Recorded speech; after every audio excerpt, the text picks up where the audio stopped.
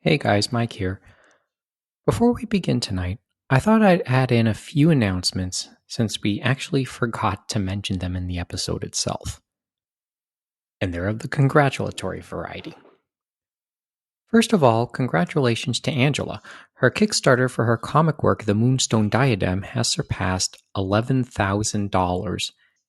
If you haven't given a pledge yet to this, we'll put up a link in the notes, or check out the links in the previous episodes too. The Kickstarter is set to end this Thursday, September 24th at noon Eastern Time.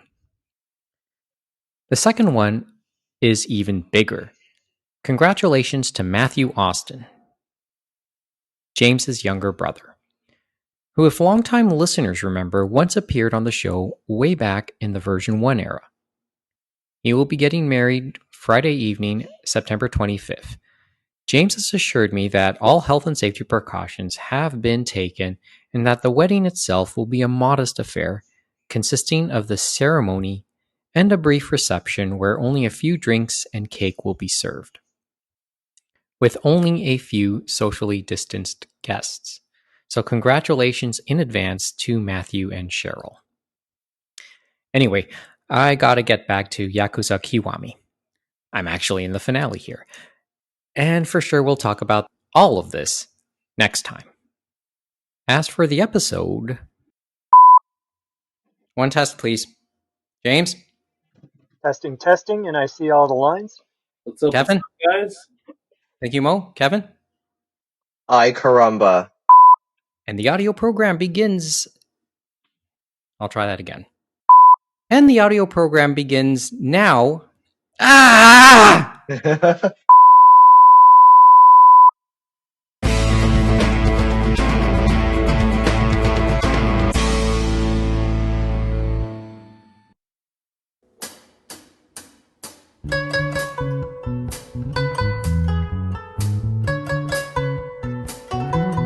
opinions expressed in the following are those of its participants and do not necessarily reflect those of the producers and the Six Talk Podcast Network. Also, the following contains mature material and mild language, which may not be suitable for all audiences. Discretion is advised.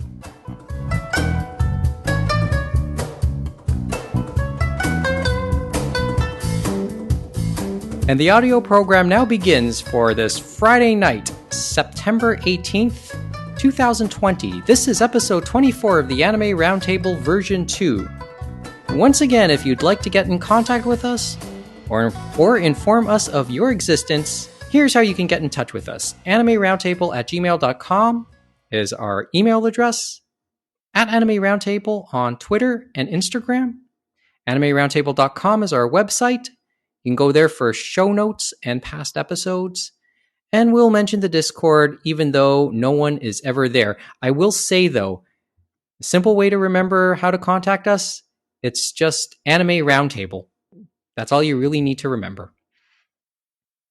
Mike Nicholas in the western tip of Toronto at the 6 Point Studios, James Austin, Kevin Ng, and Mohammed Shamarki in the western suburbs of Toronto, not at the 6 Point Studios. Gentlemen, welcome back, James. So, just quickly, since you weren't with us last week and had to watch the Raptors season end with your own very eyes, I just heard it on the radio. Any thoughts? They thought really hard, and that's what counted. It wasn't a blowout. Their hearts were there. They played like champs, and if we were going to end the season, that was one way to end it, and we could stand proud and stuff like that. But the off season's going to be tough for them to figure out who we want to re-sign and who we want to add for the pieces, and hopefully Siakam can learn from his disappointments in the bubble, and he'll come back stronger like he has before. People keep forgetting that he's 25 years old. And the other thing is, remember, he didn't start playing basketball till he was his late teens or very late. So it's incredible really? how much skill he has because he was more of a soccer player before. He hadn't played really that much basketball when the Raptors drafted him. He was just a raw talent, so he's really blossomed. It's worth noting Pascal Siakam made, I think, second team NBA this year. So And then He we saw what happened to the Clippers, right, with well, Kawhi Leonard. I was So about to that say, Oh I was yeah. about to say, then like, yeah, the Raptors are gone after the second round, but I think people respected how they fought until the end. But if you want somebody who teams that really had a big issue, Milwaukee Bucks, you can add because they were dumped pretty badly and nobody expected that.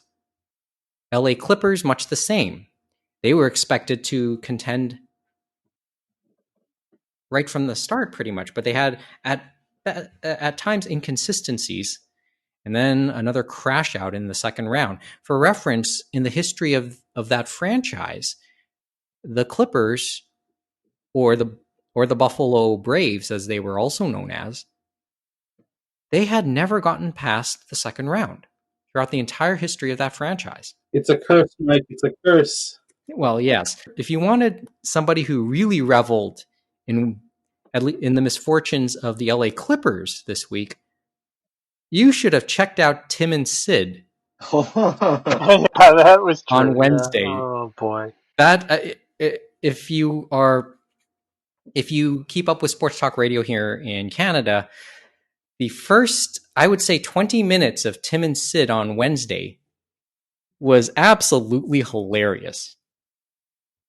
If anybody saw that, I don't know if any of you three heard or saw that, but Yeah, no, it was good, and I'm sure it's still up somewhere on Sportsnet or on their socials, probably it's a clips, podcast. They put it up in podcast form as well, and since they if you do it want, on radio too. So. it's great. It was actually pretty funny, but they gave you something to think about. Okay, looking at our menu tonight, there's a lot of stuff we could potentially talk about, so maybe we should get right to it. I didn't write up a real introduction for this. I just put a note that said Discotek presentation and Crunchyroll Expo. We haven't gotten around to talking anything about the Crunchyroll Expo, which was refresh my memory, James. When was it? It was during not last weekend, but the The week weekend before. before that. The thing, though, is I guess you could say, Mike, it's just the continual parade of virtual conventions and talk I've we've had, lost. right? Yes, it's one of those. Now I'm online conventioned out. Not to say I was really in it, but I'm wondering if we reached peak virtual convention. And there was an article in the Japan Times talking about that and stuff like that, saying people are zoomed down and tired of, you know what I mean, being on their computer and doing it. It's essentially another symptom of being zoomed out, like you said. Hmm. So I think a little bit more of note this week was Discotek's little presentation on Monday night. Which one do you want to start with, James? Do you want to start with Crunchyroll or do you want to start with Discotek? I was thinking we'll start with Crunchyroll because we'll start in chronological order, and there was a lot that came out of Discotek, and it'll tie in nicely to, as you said, the discussion you and Kevin had last week. Because a lot of the stuff they do is older stuff, and they rescue shows, so it makes you think, am I going to get this? And if I have DVDs, do I want to part with them, and how do I part with them? We'll get to that in a couple minutes, and I'll get your thoughts on that. Okay, so where do you want to go with the Crunchyroll stuff? Well, I guess One we'll just thing or a couple things that got your attention from the latest Crunchyroll run? I'd say of the two big things, we have Crunchyroll and Sentai announcing their partnership for home video and stuff like that. So we have them announcing that Food Wars, the fourth plate, is going to be released through Sentai. Now, they had sub-licensed season 3 through Crunchyroll, but they also announced Ascendance of the Bookworm as a part of this deal, World Trigger as a part of this deal, and as well Grenbellum, which we had talked about before, was kind of the precursor, giving us a hint that this deal had happened because they said that was a part of it, and it's going to be sub only and it's going to be sub and dub because some of them, like Bookworm, for example, has already been dubbed in LA for Crunchyroll. That one, I believe, was done by Bang Zoom. They also use Studiopolis, but it'll be interesting to see where this goes forward, because maybe they'll use Houston to dub a few things and maybe go into the back catalog for some other titles, like people were suggesting Laid Back Camp, because a lot of people love that. But we'll see how that goes. And the other thing is they may still do some stuff with Discotek, of course. And just to say quickly on the Discotek panel, at the end they did announce the second season of Konosuba was coming through them next year. So it's not like it's all exclusive through Sentai, just like they did with Funimation before, of course. Because remember when they went to Funimation, it was all exclusive through them. Yeah, this is interesting. Crunchyroll is still in the partnership game of some sort. It's interesting too when you think about too. It could be three places they could be releasing. You have Discotek, you have Sentai now, but you still have Funimation, because there's still holdovers from that Crunchyroll Funimation partnership that may have further seasons.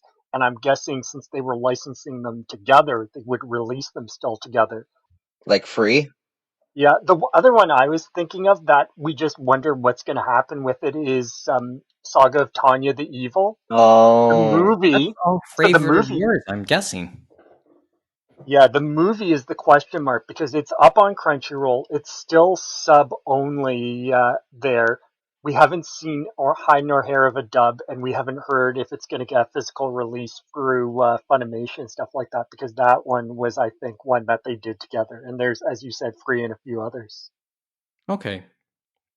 Well, there isn't too much for me. Like, as I said, I never really kept up with the Crunchyroll announcements. It's just like when we talk about Sentai Filmworks and that partnership, I'm wondering what this does for Sentai.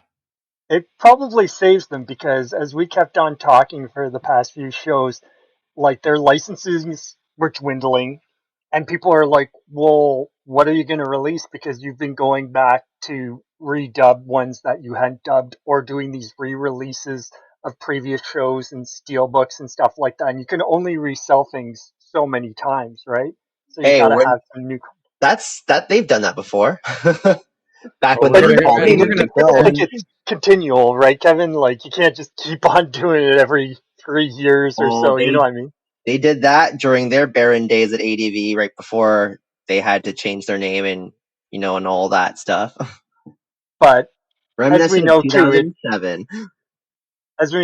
it isn't like they're doing, like they do give a bit of a discount, but it's not like they're doing the budget line of Funimation, right? Where it's like $20 or $30 or something like that, where it's like they're just trying to get them out the door, right? So that's the other thing. Yeah. Well, I guess we can upgrade their condition. Remember, we kept saying they were on life support in those past episodes. Now we can just maybe upgrade it to serious condition. It's kind of funny when you say that, Mike, because off topic, the past few weeks, basically Media Blasters was basically dead, and now we can see some life in the corpse, because I think it's John Cirabella who's posting on their Facebook page, but they're posting that they're going to start releasing some Blu-rays of some of their older shows, and I think one of the ones that caught my eye, and that was Ramen Fighter Miki. They were going to do a Blu-ray of that and Oh, they try to dub announced that. They that? said they could. Yep, they Oh. still have that. So there's some people saying, "Oh, I forgot that they still have the license for that." So, but that one was a fun series from not, well, I guess we have to say 2 decades ago now, since we're now in the next decade, right? Mm-hmm. But that was a fun. It kind of has this Looney Tunes type appeal and that type of comedy. You know what I mean? So. Okay. Well, I have to, as I said, I have to get myself a little bit more familiar with these titles. Hmm. Well, didn't they just announce another title a little while ago too? Like Who? some random thing from the mid 2000s. They've announced quite a. Was that Shrine Maiden? Because I know they announced Shrine Maiden or something like that. I forget what the full title is Shrine called, of the but Morning it's Mist? Shrine Maiden of the Mist. I think it's called Shrine of the Morning Mist? something like that. But they've had a Yeah, few titles. It's Shrine of the I Morning think Mist. High School Girls is another one they announced Okay. as well. Oh, I remember that show. That show was cute. Yeah, that That was a show fun one. was a thing back then, actually. Like it had a bit of a following when Hmm. it originally Yeah, came out. yeah. I didn't read the manga, but I did end up watching the anime. Yeah, it's a cute little show. Mm-hmm. I'm guessing my It was manga would be worth a lot, right, Kevin? Because it was the DR Master was the one that Yeah. released it back in the day for the manga, and it was a fun one to read. They released it all, so Yeah, they I'm did. guessing that means more value. Possibly. But thinking about it, just to finish it off for that one, they also made mention of one more thing we'll mention from Right Stuff announced at Crunchyroll, which is the big one of interspecies reviewers. And that was a very interesting announcement considering that Funimation just gave up on it. And they're going to release it next year, 2021, but they're going to release it, Least it Right Stuff, on. not on their regular line, but on their hentai line, on the Critical Mass label. Which Oh, they Which is hadn't interesting. used in quite a while. Well, no, they've used it. They've, like Kitty, they've just been doing re-releases on their hentai label because no one wants to license stuff out, of course. Were they still putting out? I swear that they have not put out anything in that label in like 2 years. Nope, they've 3 or been doing 4. re-releases and they've started some Blu-rays too. Oh, because I know we talked about this privately, or some of us did, that there's just been a serious lack of hentai anime coming out in North America, and we probably know the reason why, but It's called the yeah, internet it's kind of and sad. the and fear of obscenity. reverse importation because they have certain standards they have to uphold. And if you're in the same Blu-ray region, I'm sure they would rather have the uncensored version. Doesn't affect manga though. No, but you brought up an interesting point in that sense, Mr. Austin, because the reverse importation thing was an issue years ago too. So to say now that it's same region, that Japan and North America would be in the same region would probably put that into even bigger focus now. But it was interesting you brought up that point. Yeah, there's a few things, but probably the internet's the biggest culprit, of course, because it's like, why should I pay for porn when I can get it for free? But then, of course, you get all that malware, so guess what? You're infected now. Well, That's no why you comment. have a dedicated computer just for porn. Thank you for informing us, Kevin. Well, Uh, thanks for the idea, Kevin. You're welcome. but thinking back to interspecies reviewers, it is on the hentai line, so obviously it's going to be uncensored. Everything's going to be there, even though it technically shouldn't really need to be released on that line. Basically, some of the stuff Sentai has released recently of a similar vein has released on their main line with no problems and stuff like that. I think of Domestic Girlfriend. I think of Peter Grill, and I think of Why the Hell Are You Here, Teacher is another one, and they've had no Oh, that problem. one, yeah. Yep, they've had no problems releasing them and stuff like that on their regular line. Probably they might have even tried to get that one as well, and they would have just released it regular. But I could see why they probably did go that way. It's like It, given all the stigma, I guess, or the press it got, of course. well, by Mhm. putting in critical mass, I can see that as drawing attention to the series when it otherwise may not have. And it also draws attention to the critical mass label, which can't hurt as well, right? In case someone wants to dabble. You never know. Well, do you think it could be a chance for the critical mass label to be revived a little bit? Is Yeah, that what you're getting at? I You guess. could Yeah. You could, but I think they said it was just the opportunity arose. So Sean Kleckner said, you know what, I'll take it and I'll do it for the fans and stuff like that. Because a lot of people thought, well, I guess this is never going to come out again because it happened. What happened, happened, right? Like the Mm-hmm. whole rigmarole. Okay. All right. So that's there. And That's the then the right stuff. other news, I guess, out Anything of else? Right Stuff, thinking about quickly, was Tyler's coming to Blu-ray too, of Yeah, course. that was Yeah. And that they're was in that same doing arc. an interesting, well, they're going to do a regular release later on, but basically they're not doing a Kickstarter, but they're doing a pre-order blitz and stuff like that of a more prestige edition, a regular one or one with an autograph of the creator who basically has never done that many autographs before. And it's like you Yeah, get it's prestige release and you get the prestige art book, kind of like the Utena release they did, that prestige release. Those lieutenant box sets are so nice. Well, I can't say I totally kept up with that version of it when Utena was re-released by Right Stuff. It was the Captain one with the Tyler. Those ring in DVD it. boxes were gorgeous, and then the anniversary Blu-ray release was even better.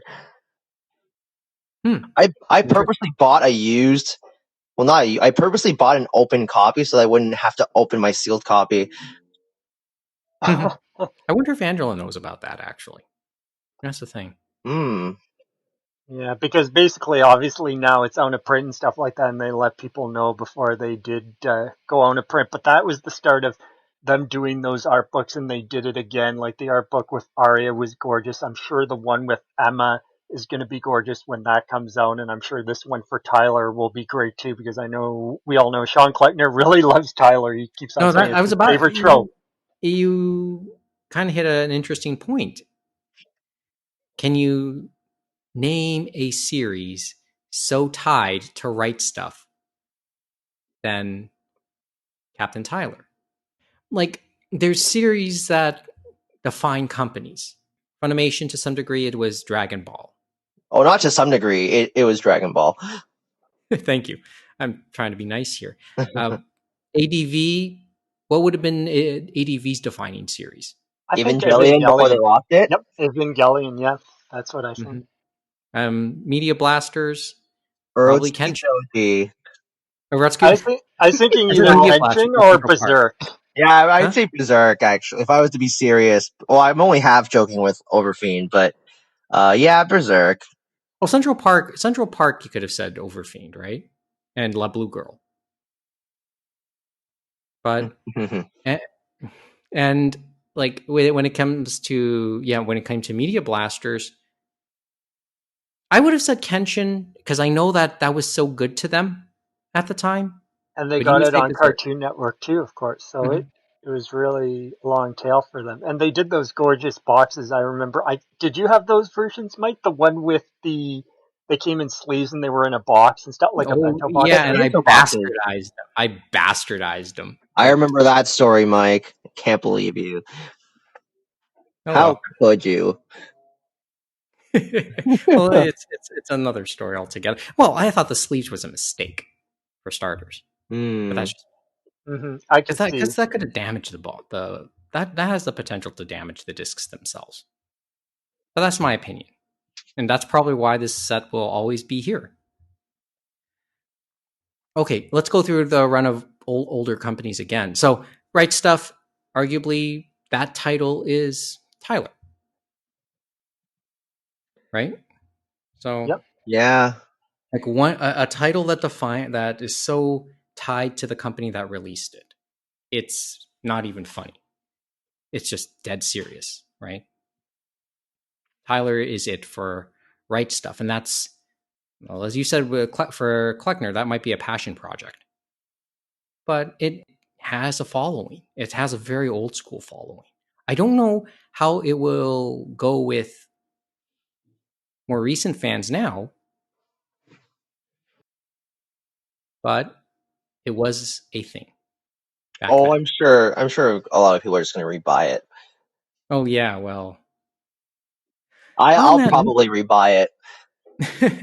I had the original DVDs for that Yeah, still. I had I've the only I had bought the once, so I'll I had the probably DVD rebuy it. re-release. I had the remastered DVDs at the time. Oh Yeah, yes, I was about to say, okay, going back on the topic of shows that defined a company, Animigo, but even though they're not really in the game anymore, what would have been that title for Animigo? Urusei Yatsura? Probably. I mean, I yeah, was thinking, you're Urtsu Yetzer, but I feel like Bubblegum Crush could be there, and so could Bubblegum Crisis series, Bubblegum maybe. Bubblegum Crisis. Yeah, you could put that. You could put an argument more for Bubblegum Crisis, actually. Yeah, Bubblegum Crisis. I meant to say, I was just thinking the wrong. Actually, that's an argument. So, I oh know my we could god, say maybe. Kimigori Orange Road, but probably not. But I think, yeah, Bubblegum Of course, Crisis might. yeah, and I'm saying this as a big core fan, obviously. So we can But keep they had a going. lot of Sonata stuff, remember? So hmm So we can keep going down that list a little bit. And I'm sure we know for Viz and for what used to be Bandai what those would have been, or what they are. Oh, you must. Yeah, Gundam, obviously. I'm thinking Gundam for Bandai. Yeah, that's what I'm thinking. Viz, Just of about course, anything the Gundam. Shonen Jump stuff like Naruto and then Death Note, and it goes I on. think, yeah, just straight up Naruto. And I guess you could say Pokemon. Anything for Genion or Pioneer you want to say, since we're digging up the old companies? Huh. Tenchi Moyu? Eh. I could see that for that time period. It's like there's so many other ones, but And then I'm I'm like probably not, because I still think of the first ones I bought when I think of Read or Die, and I think of Gungrave. mm-hmm. Actually, Samurai Champloo as well. Yeah, it could be another one you could think of. Yeah, I sort of thought that too, Or but I don't know. like Genion's the harder. Trigun probably would be the best one to pick. Trigun. Well, as I said, just a company, as I said, a title that so identifies with the company, the North American company that licensed it. So maybe it's to me, it's Tenchi, but that could be a debate, I suppose. Well, on the topic of possible re-releases, resuscitation of old school stuff, or do we want to say anything else on the Crunchyroll side? There's only two more, and it kind of actually is ironic. It could be a resuscitation for both of them. Remember, I mentioned to you guys Bartender coming in January from Anime Limited through Shout Factory, and Yes. that is very interesting because it's more stuff coming out from them, and Bartender's a very old show, so it'll be interesting to see how that does, and maybe hopefully that means that other show we talked about, Planetus, which Anime Limited got, maybe they have it for North America too, because that's one that's begging to be released here, I think, by many people. Well, that reminds me, I need to pick up the manga at some point. Mm-hmm. Yeah, you were talking about that. Because with Dark Horse, Anything can happen. Okay. Well, looking at your emails from this week, James, Violet Evergarden. Yeah, Violet Evergarden. That one was the one, because remember we've talked about Netflix many times, and that's one where like, well, is it going to get a physical release? And it came out in Australia from Madman, but Funimation announced it earlier in the week. They actually solicited the TV series and the special for December, and they're giving it a very nice release with a premium box set, I think, for the TV series, which will fit both the special and the TV series, and it's similar to Japan. So that's very nice to see that all coming out. It's kind of interesting they did the week that the final movie's coming out in Japan. So hopefully that means it'll hopefully get out on a physical release at some point too. But it'll probably be on Netflix first, just like the others. Mm-hmm. And well, it also evokes memories of Kyoto Animation too. Yeah, right? No, because that was, I think, a passion one for them as well. Because I feel like the original light novel was kind of through them through one of their contests, and they really loved it, and you could see it in the animation and stuff like that. I think the other thing people said to watch out, I'm not sure how it's going to go, but they were saying the Australian release, maybe it'll be the same for us. They were saying they're calling it the TV version, or the version that was streamed on Netflix, and that there was a Blu-ray. You know how they do the Blu-ray release and they add more stuff to it. They said that that wasn't included in the Australian release, so who knows if it would be included in ours, because obviously they might have to do a few things dub-wise or who knows what, right? Yeah. That'll be interesting. But that's the interesting thing about streaming is like once they stream and they do those simul dubs and the dubs for streaming, do they want to go back and do it again? Because Crunchyroll and Netflix, it's not like they go and add that home video version. Only Funimation has done that, really. But that's because they're physical and streaming, right? So that's interesting, and once again, comes back to Crunchyroll having all those agreements. Should they want to be putting stuff out on home media?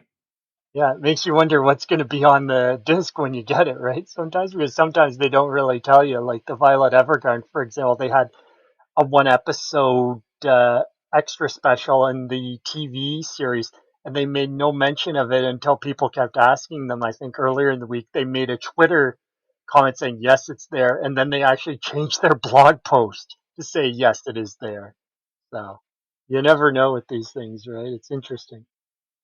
But maybe one day we'll see some other stuff from Netflix and Amazon get out from either Sentai Funimation or others, because there's still some big fish to be had. It's like I'm still hoping for Little Witch Academia from Netflix, and I'm still hoping for Vinland Saga Oh from yeah, Amazon.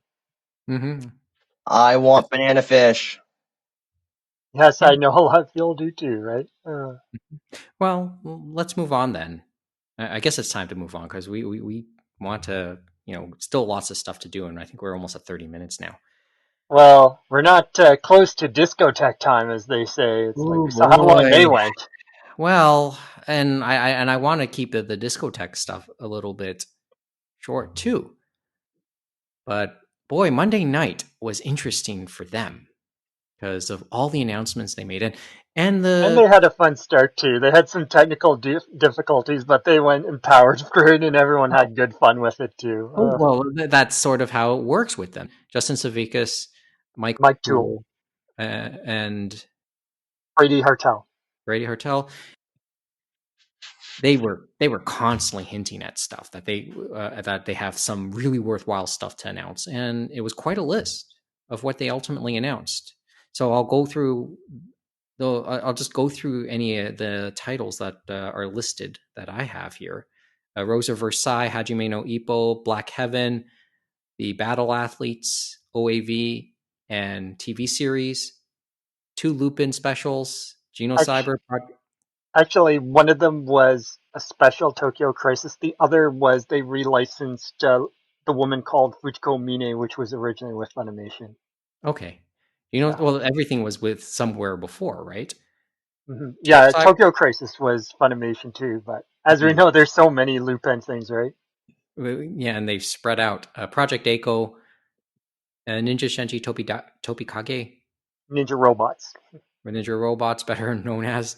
Some case closed stuff. There is a bit of a list: Submarine, Super 99, Symphogear G, Devilman Lady. That's a title I recognize.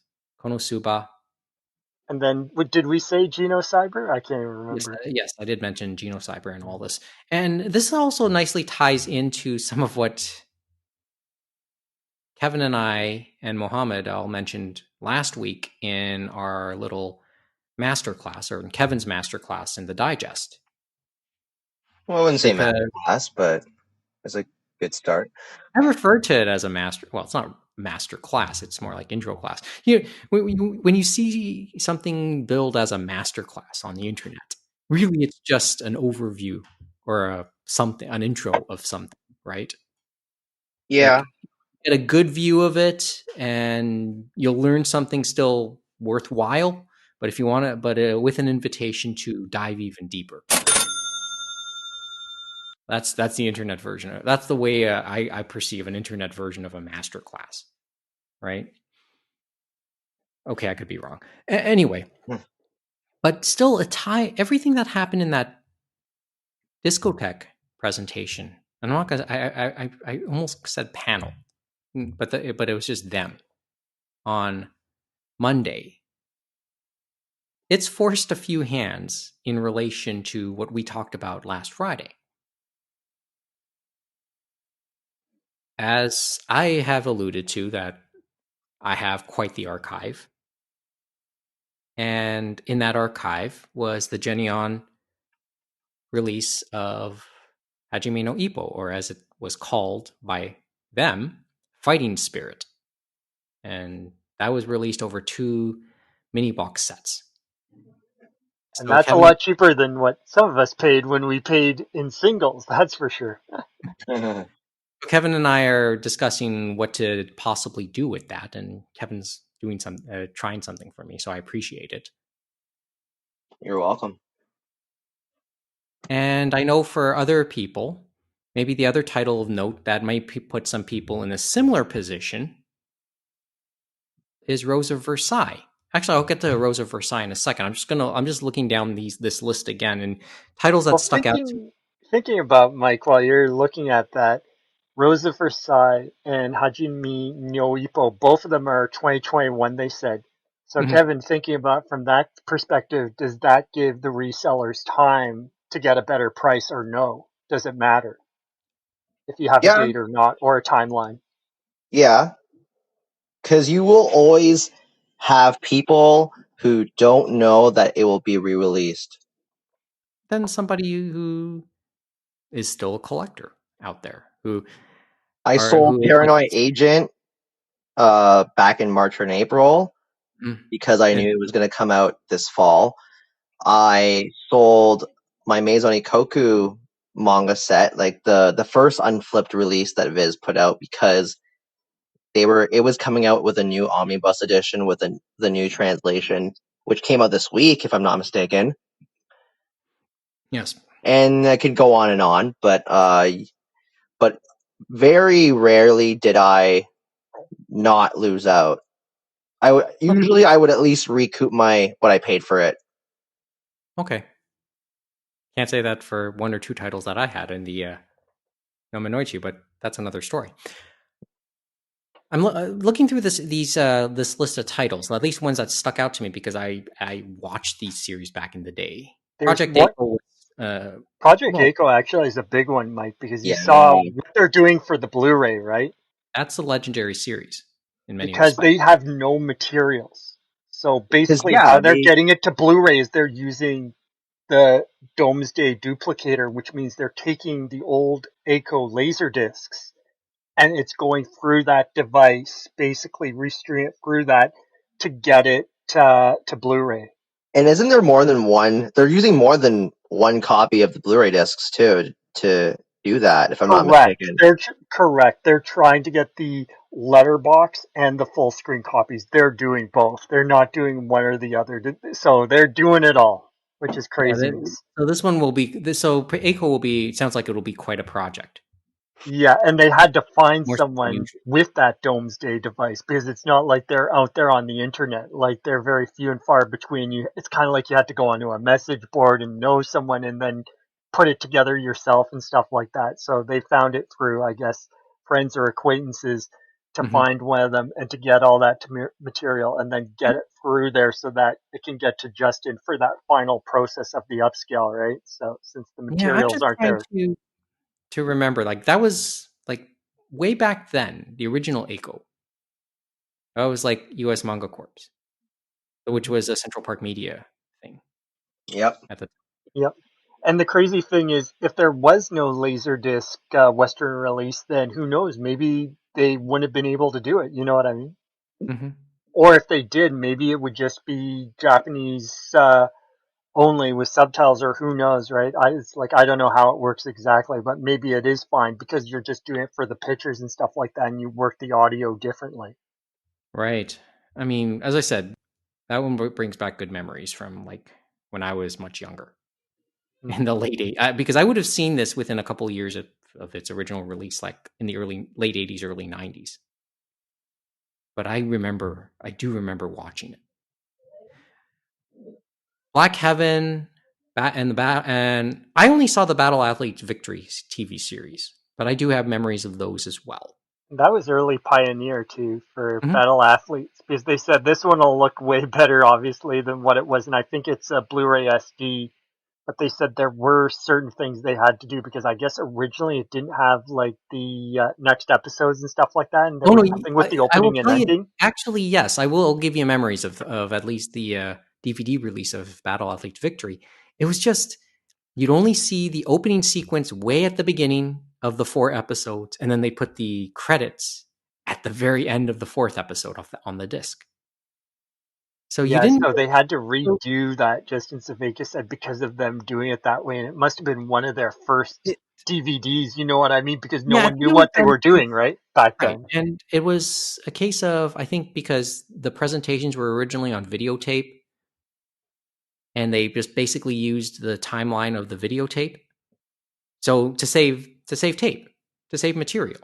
And I think as Literal material. well, it was even more expensive than what DVDs became because it wasn't like 4 episodes on disc. It was like maybe 2 episodes on a disc, and it was like either $24.99 American or $29.99 American. So it was very expensive Mm-hmm. because I think they were still figuring out pricing and how many things to put on a disc. It was kind of the novel idea of dub and sub on the same disc almost, I feel like. Mm-hmm.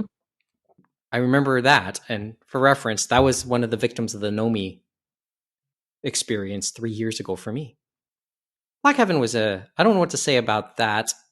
Like what I could substantially say about Black Heaven.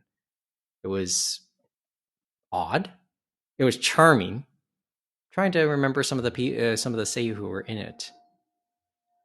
Oh yeah, Ayako Kawasumi, Atsuko Enomoto. I think that was one of their early starring roles. They were in that. I mean, Neil can say more about this, so we should ask him about that when he comes back on. Because I knew he liked the series at the time. But that brings back good memories as well. Rock music, saving the world. Almost Bill and Ted-ish, but in a different way. Okay. Well, I guess the other thing I'll mention is going back to Rose of Versailles. In light of those announcements, obviously Right Stuff recently had the license to the Rose of Versailles DVD in North America, or in English-speaking North America. There was a French release as well. How do I know this? I talked with both Angela and Squirrely within the last day or so about the release, and would they consider getting these new releases? And this comes back one more time to our discussion on Friday, Kevin. Would they want to do that? Would they want to get these new releases? Squirrely, for their part, said they have a French language release, or I guess it had French subtitles or whatever, a French translation, and that they didn't get the right stuff release at the time. Angela, for her part, has said she was really happy with the quality of the Right Stuff release, and she would be on the fence over it at best. She's not so sure. And that's about right, because Right Stuff, like when they were doing those, they were doing it really high quality. You had the boxes and all that. Some of them had booklets and that in there. I don't think Rose of Versailles had that, but it was as good as they were going to do. They said they tried to get it, but that the licensor wasn't playing ball. And so they said, well, we're just going to stop negotiations. They let go on of print. And they said, well, I guess Discotek found a way to make a deal happen, because they said it wasn't happening with them, unfortunately. But I think they mentioned that it's not going to have, like, they won't be able to maybe do commentaries or put all those extras, but it's going to be basically a prestige release and stuff like that, because the licensor is very finicky with how they want it handled, because it's a prestige title for them. So there's plenty of reason to keep your Right Stuff copies, actually. Yeah, but I'm sure we'll get a great release, and it'll be great video quality and great sound and all that stuff. But it'll be probably more bare extras, but we'll have a great looking release, probably as good as it's going to look. Mm-hmm. So there's an argument to say, if you are a huge fan of Rose of Versailles, you probably would keep both. Yeah, Like, if Ryogo Ikeda has anything to say about it, it'll be a good release. mm-hmm. Yeah, it's crazy, because it took so long just to get over here for those DVDs, and so it's amazing that this has come back. It's amazing we're finally got the manga coming out now and stuff like that. Hopefully it finishes, but we'll see how that goes too. I bet you she's like, man, my castle full of money is not as green as it used to be. I gotta fill it up some more. Let's finally let those plebs in North America have their release. Are you saying as in Akita? Yeah. The author? Yeah. I've cock teased them long enough. I'll let them have the. It's like I've cock teased them long enough. Oh boy! I'll let them have the release. Well, those are the two titles that stuck out to me most in the Discotek announcements. Is there anything else we want to mention concerning the presentation? They're still on the search, and they've done some great stuff finding lost doves, and that they said they found the masters that were appropriate for Metabots, so that made a lot of people happy for that series. I think that was the third season for the English dub. And they said now they're on the hunt again, because Ninja Robots, supposedly, they need to find the dub for that. They said they know that some people that were involved with the dub, so they said they were going to put out a thing on Twitter to find them. They also said they might have to look at Toonami India, because they know the English dub was broadcast there. because originally I guess it was supposed to be on Cartoon Network here in the late 90s for the US and that. But when they went to, I guess it was Paramount, he said CBS or Paramount, Justin Savakis said he went there at height of pandemic. I guess it must have been March or beginning of April. And he said, they said, oh, they have the English dub or the English language tapes, all that right in there. And so he went fully masked and I guess getting all the stuff back to his place. And then he said, all I have is an opening and an ending, I believe, in English. The rest of it was in Japanese. But So he's like, basically, they're giving a diary updates on their present stuff they're working on too. but yeah, as Mike Cholnat said, it's like a lot of them came on board for the Discotek bosses and stuff like that because they just want to make that Criterion, that fan-made release, just like they would want to see and stuff like that. And they go the extra mile to find all these dubs and find all these weird things. They talked about the two Tezuka movies they're going to release in October and November, and that's 1001 Nights and Cleopatra, and those are looking really good and stuff like that. And they're actually the one thing I'm looking forward to for both of those. Helen McCarthy is going to do a commentary on both of them, and I'd love to hear what Oh she well, has to say on those two. really interesting because she is quite the historian, to say the least. Yeah, She's great. no, and I She's Great don't think presenter. I'm trying to we- think if she's ever done a commentary because I haven't really like I've heard many others, but I haven't heard her do one. But maybe she has done one, and I just haven't seen it yet. I'm But sure we can ask her about it at some point. yeah, she comes back to Anime North, which would be fantastic, of course. It's like they Yeah, could have even got Fred. Fred would have been an interesting fellow to have talk about that too, of course. So actually, we'll come back to Fred Shot in a bit. He did announce he has a new book coming out today. oh, Hmm. that's interesting. So I will find. I have to find the entry for it. I'll give you guys the link to that as soon as I find out. Okay, as soon as I refind it. But he did mention that on his Facebook today that he is releasing a new book. I don't think it doesn't sound like it's manga related, but it still might be. It's Fred Shot. Probably still worth a look. Okay, anything else? They had many things like There's a lot. it's like no, they kept on having more. Like remember at one point, basically they had Justin going messaging ANN or Anime News Network because they're like, oh shoot, we thought this was going to be an hour and we're almost at the hour point and they're trying to stop the presses. And I think they went close Yeah, to 2 hours and they just missed it and stuff like that. So people were and spoiled and people were joking in the basically things. It was ANN. only the end of the panel that got spoiled from the sounds of it.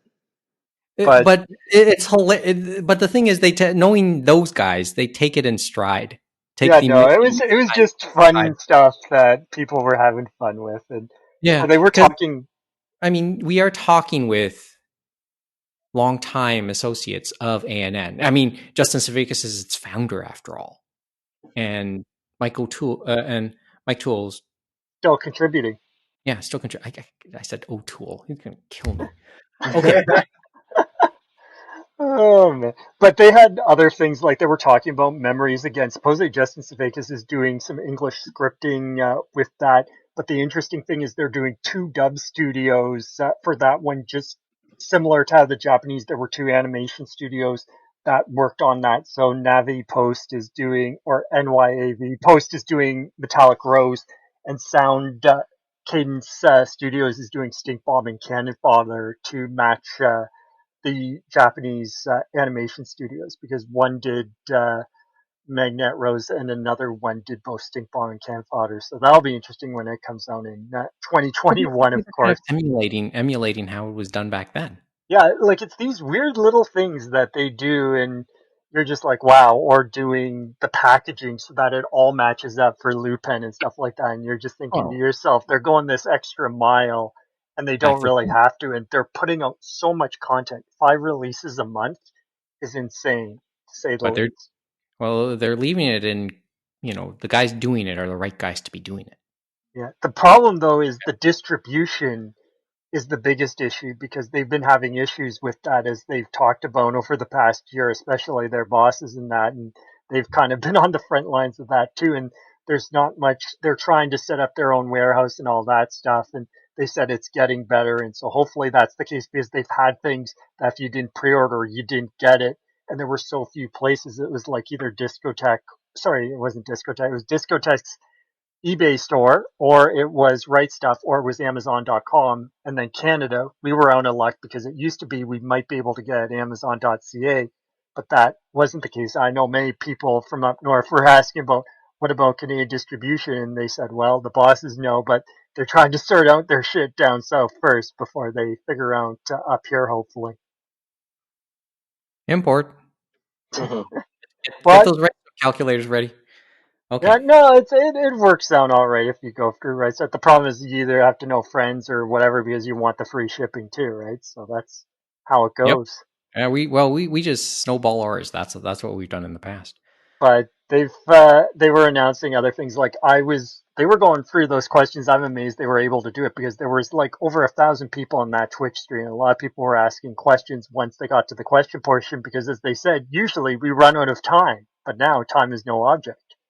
So they had a lot of things that they tried to get. Like I asked my question twice, and I was lucky that the second time Justin Savakis happened to see it and he answered. It was in regards to Therme Roman, the Roman bath anime and manga.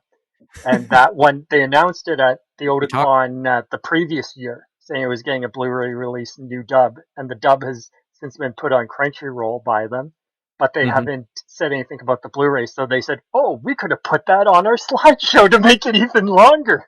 Because they said, yeah, that'll hopefully be Q1 2021, saying that they were putting all these extras and different things into the product. So it's like, wow. We also asked about whether or not they want to have any Canadian distribution, and they want to, but it's going to be a while before that happens because they're trying to sort it. They're trying to sort that out at home first. Yeah, that's what I mentioned. But yeah, it's hopefully it like, works. It works out, but we'll see how it goes because it sounds like. Remember, they are a small company, a bare bones company, and they're, as we said, they're doing like they didn't used to do 5 Blu-rays or a month, and now they're doing that. But some of those Blu-rays aren't just a simple movie or a simple special or a 12-episode series. Some of them are like 70 episodes or a ridiculous amount of episodes, right, on an SD Blu-ray, and that takes a lot of work. Yeah. Okay. Well, as I said, there's like that's ongoing. I'm sure we'll talk about it again in some form with this. But I think we know what some of us were excited about. Of course, I'm sure Kevin and me made mentions like Rosa Versailles. Like Ipo is one that a lot of us are excited for, and hopefully they get the sequels and stuff like that. I missed people were happy for Versailles announcements live too. I missed those. I only heard later on, like people were just mentioning in the chat. I was like, damn. Actually, we should put a link. There is they archived the Twitch stream, right? I don't know. I do not know on that point. So unfortunately, we do not know. You'd have to go to Twitch and double check, but I'm not sure if they were able to archive it or not. Okay. But it was interesting because that kicked off because they never had a Twitch account before, and that kind of kicked off their Twitch account. In the last few days, they've actually had a few days where they were showing some old anime. They were showing like the first episode of City Hunter or some live action stuff, and so it was interesting seeing those pop up. That all said, maybe we should put up a link to their Twitch anyway. We could talk all night about Discotek just for reference, but there is a few other things we want to get to before the end of the night. Are we going to allow Mo to speak? Because I feel he needs to speak. I know, man. Like, when's my turn? Break.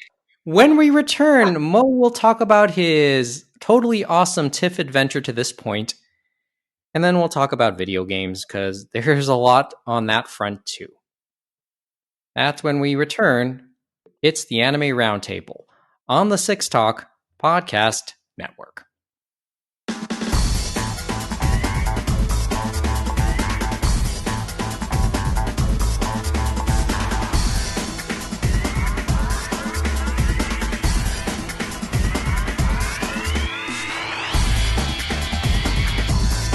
And the podcast now continues. Nicholas, Austin, Ing, and Shamarki back in conversation with you. Actually, let's bring Mohammed fully into the conversation. He has next, What's at up, least guys? in terms of what we're going to talk about. Last week, we mentioned during the digest that the Toronto International Film Festival was on again for this year. Of course, in a different form in the times we live in. And we mentioned Mo is a regular at it.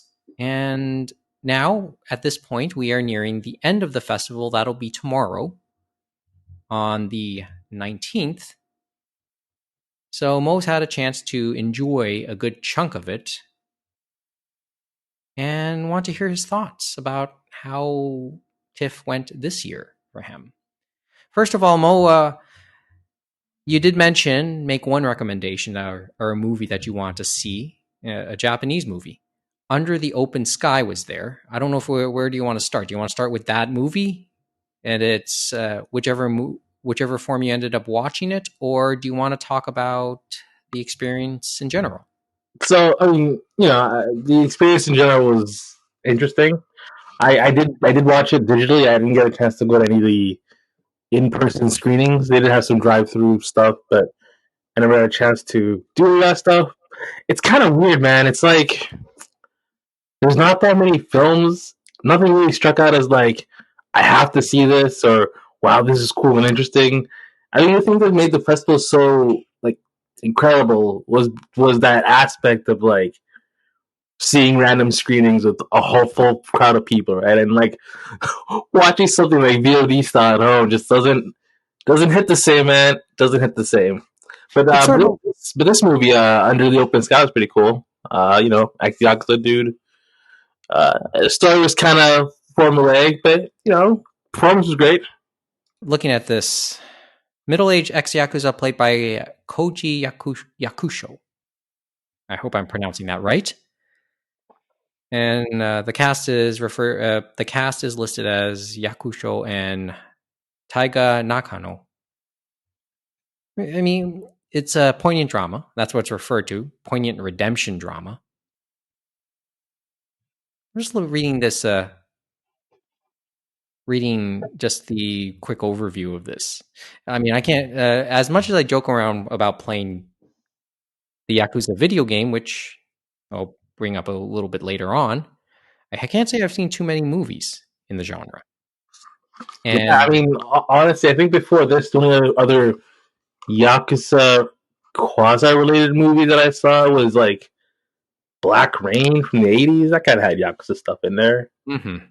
Like, I mean, the closest I may have came in recent year or at any point, beat Takeshi Kitano. Oh yeah.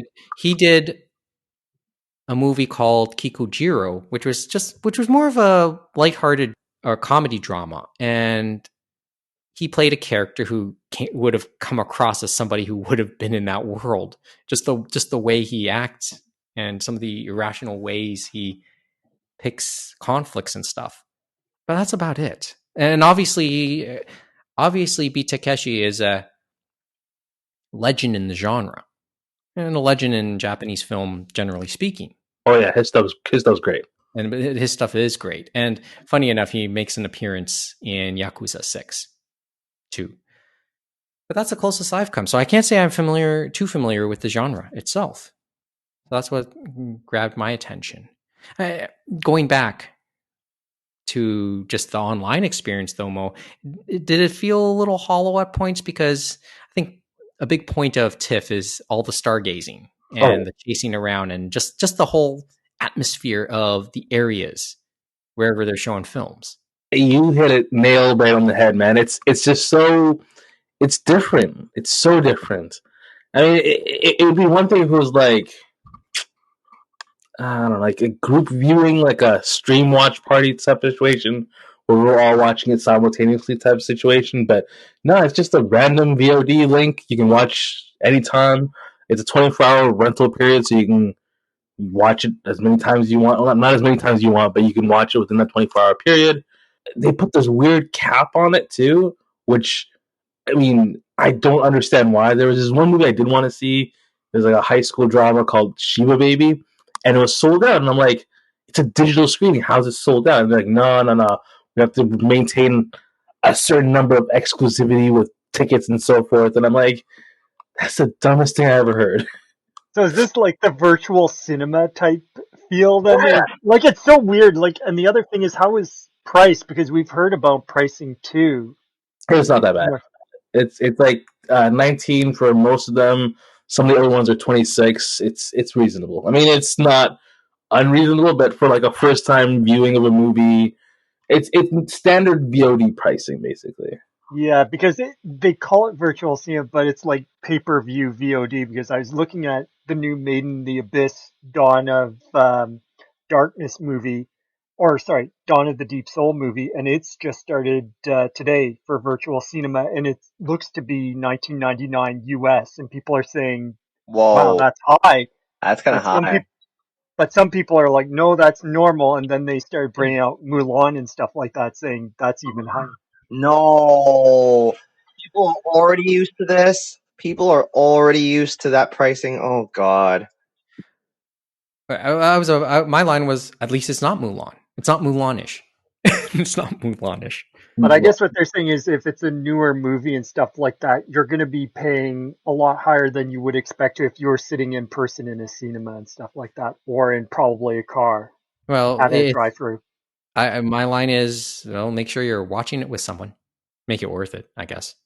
It's a group affair. If I'm going to get it, you're going to get it. The only way I would go pay So that when kind you of were pricing is if I had someone willing to split the cost because invite a few people, watch it in a group. Which, going back to the cap thing, Mo. I mean, yeah, I guess I'd have an issue with that too.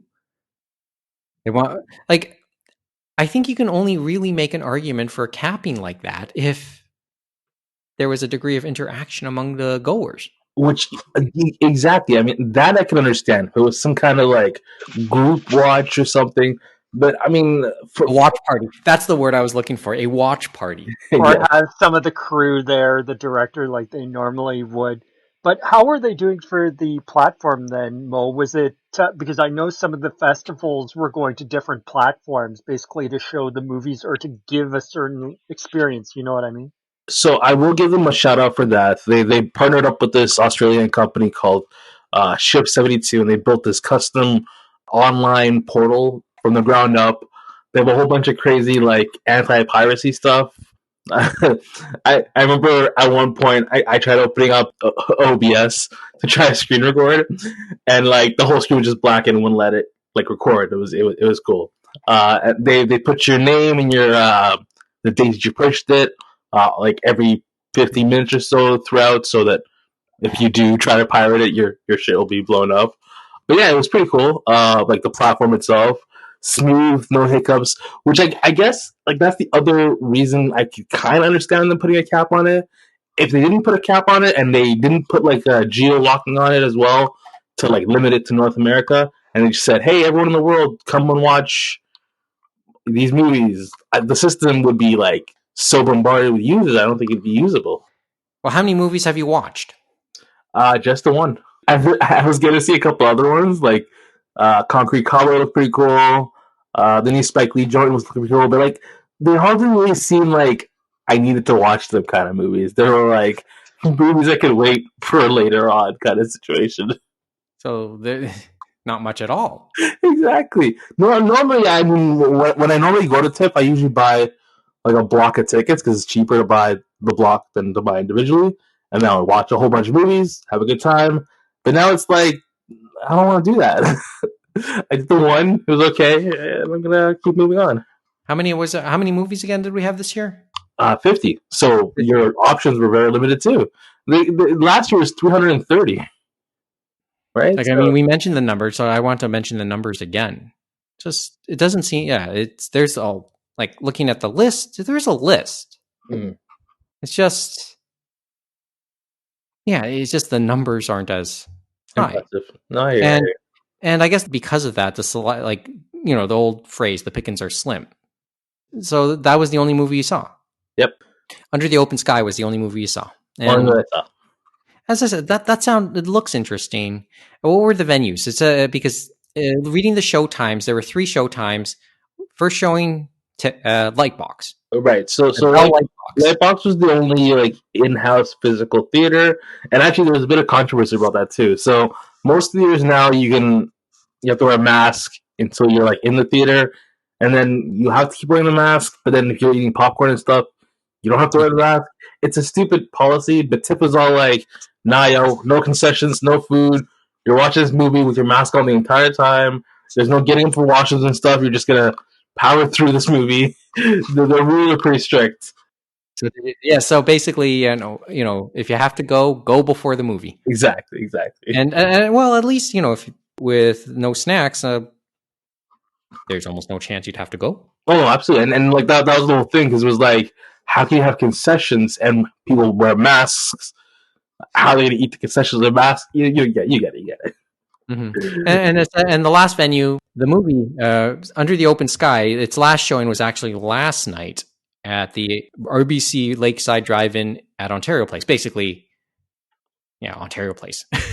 I'm just trying to visualize where on the Ontario Place grounds that would have been. I was going to say it's the parking lot, because I've actually been there. It's the same one they use for the Raptors, and like the OLG. What do they call it? Yeah. Which I have caught a glimpse of at times. It's pretty nice. So they were trying, and those were the only real venues, weren't they? Yeah. Like just Lightbox, like physically Lightbox and the drive-in. That's it. Those were the only two venues. I will say they had Steph Curry and his wife were in town, and they saw one at the drive-in. Oh yeah, that's right. That had been they mentioned on social media, and people are wondering how the hell did Steph Curry get into the country? But his wife Canadian. Yeah, we're Canadian. Which even then, I mean, how did they get into the country? Huh? Yeah, right. I mean, people are wondering, like, how do you jump the line? How do you get in? Well, how did you jump the line? You're not an essential worker. How did you get through? Because I'm a celebrity, damn it. Well, that's, I think, the scenario. Well, the problem, a star athlete. Yeah, that helps, I guess. Good to be famous. Oh yeah. Okay, so you're not going to see anything else at the festival. I'm curious to see who wins best the People's Choice. I'm curious about who wins anything this year. I mean, I don't think anything's going to be released. We're in September. Everything's in wave 2 now, so theaters are going to shut down soon, and there's going to be no movies released. Everything that was going to be released is being pushed back. Just to update things in terms of COVID here in Ontario, just since you brought it up, yesterday the province announced a pullback in terms of number of people allowed in a bubble.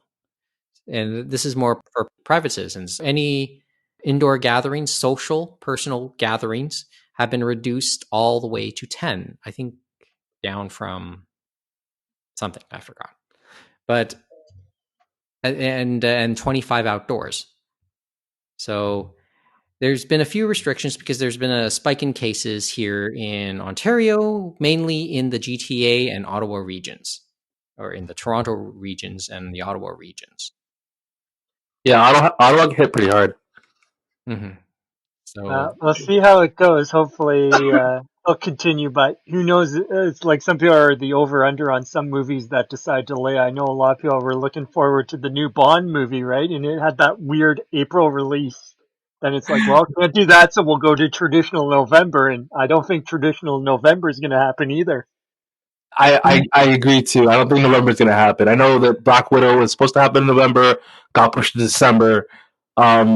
December, I don't know, man. If I'm a studio of any kind, I'm pushing all my stuff to like summer 2022 or something ridiculous. Or do you do a virtual release? I was saying we're looking like I think the rest of 2020 is a write-off. Oh, 100%. 100%. So we can start talking in 2021. I'm not going to say exactly when we can start talking in 2021, but I think that's where the earliest we can start talking. I'm also just curious about awards and so forth. Like if no movies are released this year, who's going to win Best Picture? Well, all the old curmudgeons are going to be angry because they're going to have to go to all the ones produced by the streaming services because they're the only ones that were able to get the content out for people to see. It's like Netflix knew there was going to be a pandemic at some point, so invested heavily in streaming. You're just going to see Steven Spielberg shaking his head, saying, "What has become of the Oscars?" I think a lot of people have said that anyway. That's pretty much it for TIFF. Kevin, is there anything you want to add though? Well, nothing in particular. I didn't really feel compelled to really do much of anything with TIFF this year, just because for me, I do prefer the physical experience, and I didn't want to risk it. I just didn't.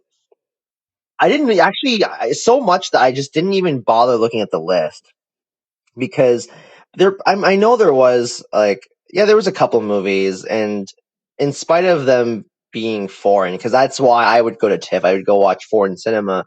I just thought, I'm like, nah, I'm good. Didn't feel up for it.